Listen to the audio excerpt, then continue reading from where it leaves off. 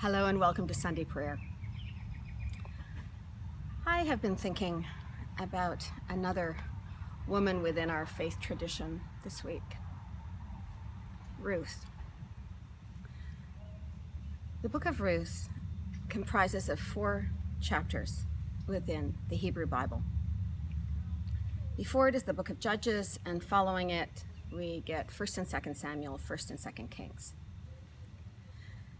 And ultimately, the books on either side of the book of Ruth are books that speak about how the people of Israel will be ruled. Who will provide leadership? Who will make the decisions? And I don't have to tell you that there was a lot of politics involved in this conversation.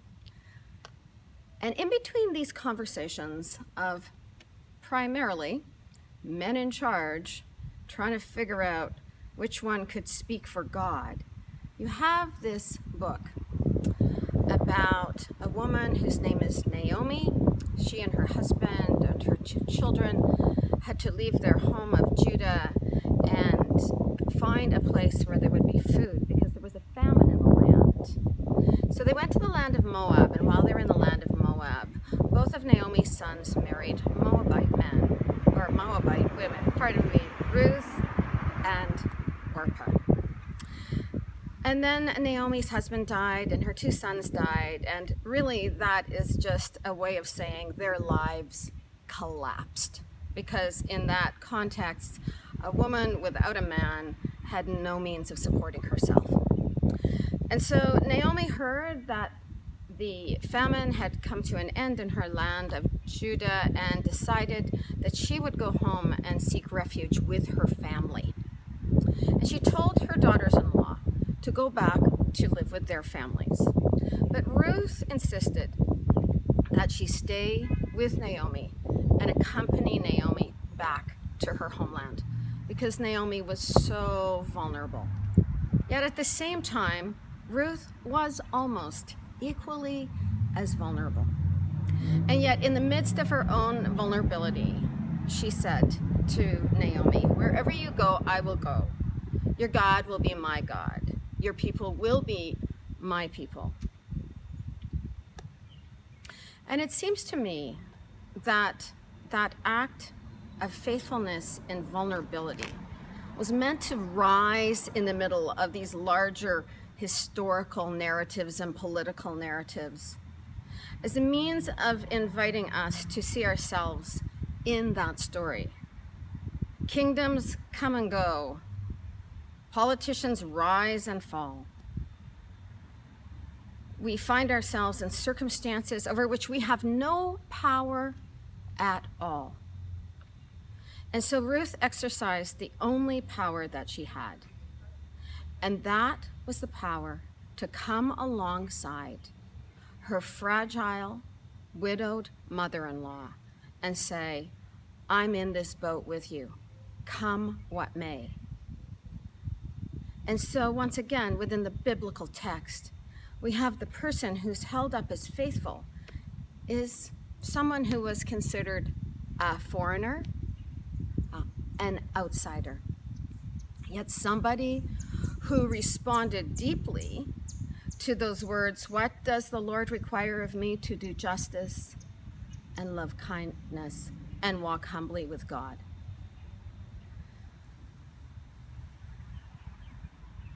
I invite you to consider how you, in your own feeling of helplessness and vulnerability, might live out of the spirit of Ruth, who was faithful in a world over which she had no control and in which she had no power.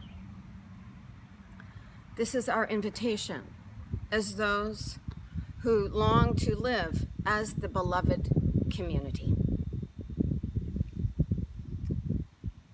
I'm going to conclude now with a blessing that is a blessing by Jan Richardson, intended for the Pentecostal event that we celebrated last weekend, that recognizes that we are not here to depend on God to fix things for us.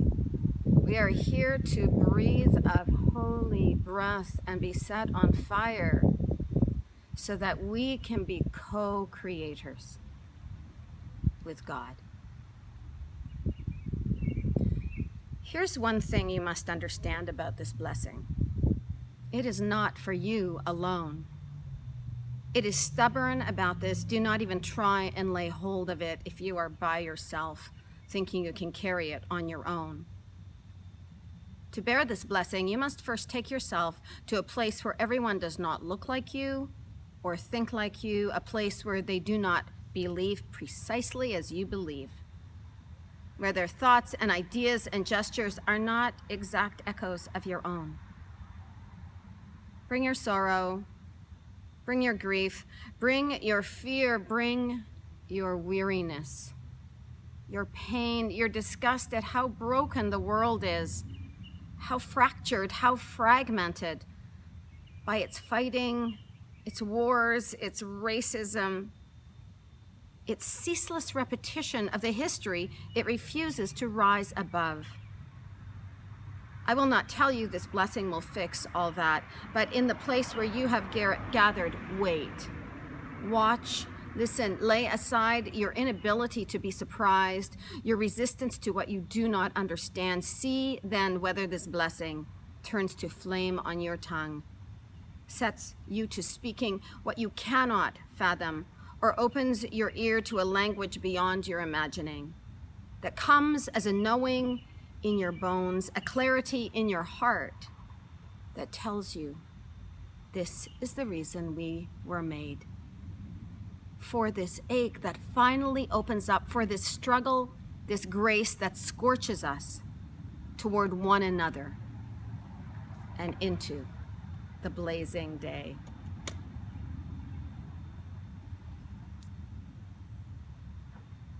I invite you now to ponder how you might live with the spirit and courage of Ruth, and live as one who has been scorched by the mystery we call God, so as to co-create with that mystery and be part of birthing a kinder, gentler planetary community. Go in peace, friends. Go in peace.